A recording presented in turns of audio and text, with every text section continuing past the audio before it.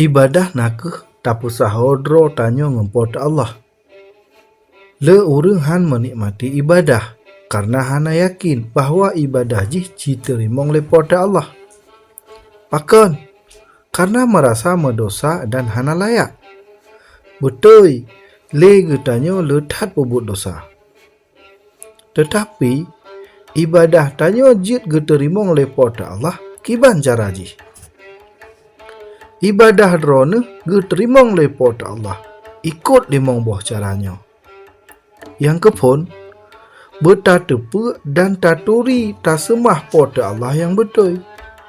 Kedua, baik embong ngan baik mita diperhati legok.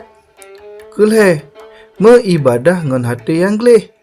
Kepet dah tobat atuh mandum dosa.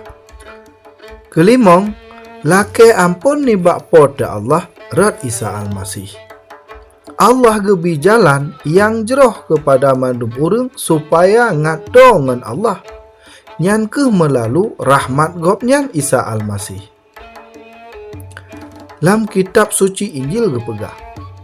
Isa Al-Masih kahli mekerben ke getanyo yang pun dan selamaji ngat dosa getanyo gepeampun lepota Allah.